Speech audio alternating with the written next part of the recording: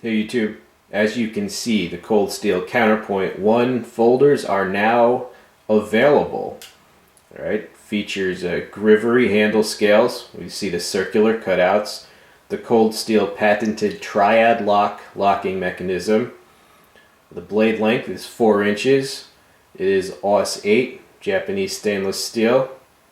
Right, and you can see it has a obviously unsharpened swedge, but it is kind of a single-edged dagger design, and also kind of a stiletto design. Now you see, for size comparison, the Counterpoint 2, right, the little 3-inch counterpoint, the bottom knife, and you can see how much bigger the Counterpoint 1 is compared to the Counterpoint 2.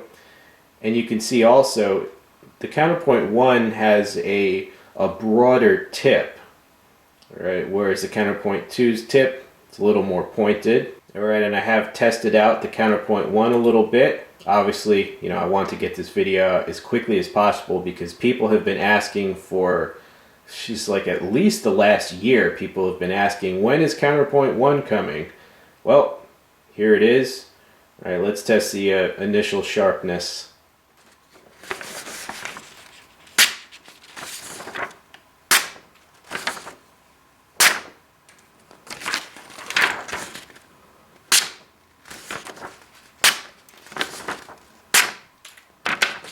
Alright, pretty close to razor initial sharpness. Nice. Alright, and here's a close-up of that 4-inch AUS 8 blade. Check out the tip. Very obviously, designed to be a very penetrating design. And you can see the grind on this. It looks flat to me. However, sometimes it can be like a tiny bit hollow, but I'll just let you, look for yourself. And you see that swedge there. Dual thumb studs for the openers. And here's the handle design. Easy to disengage. Pocket clip comes set up for right side carry tip up. It can be adjusted for left side tip up. Alright, so you got a 2-position pocket clip. Notice that here's the centering for those who care. Notice the distance of the thumb stud from the handle scale. That's good. It gives you, let your thumb get in there.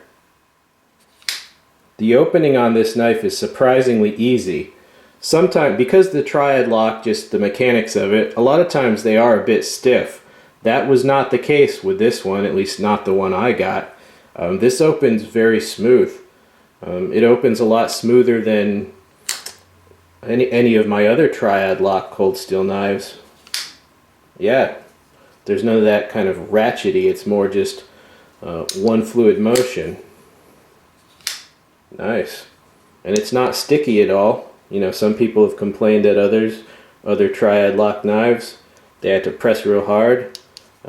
This one, it's real smooth. I hope they're all like that, but I'm glad the one that I got is like that. And that's left-handed opening. No problem opening it with either hand.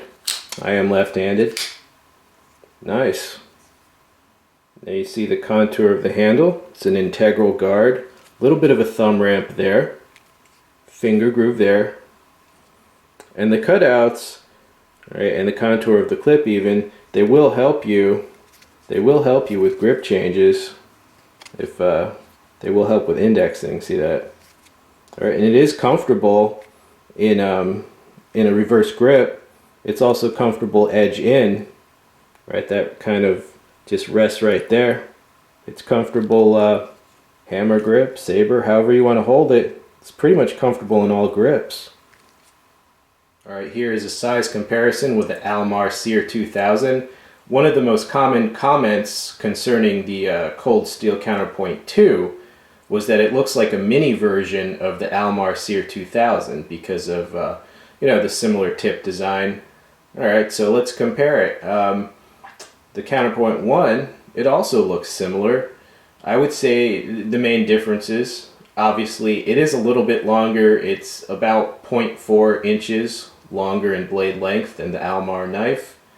And the Almar knife, it's slightly more narrow, the blade shape, and the tip is slightly more pointed, right? Or you could say the Cold Steel Counterpoint 1's tip is slightly more broad, a tiny bit more belly to the design.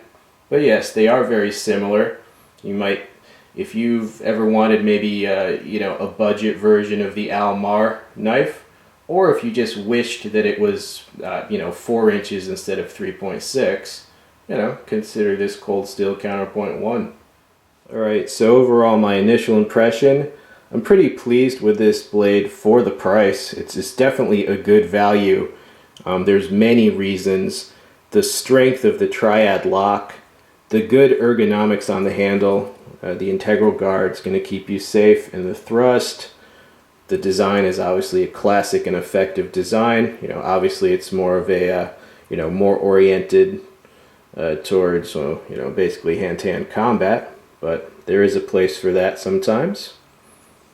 Alright, the initial sharpness was razor sharp. I think the big question on this knife was it going to be easy to deploy? Because the smaller version is a little bit stiff, a little bit difficult to deploy.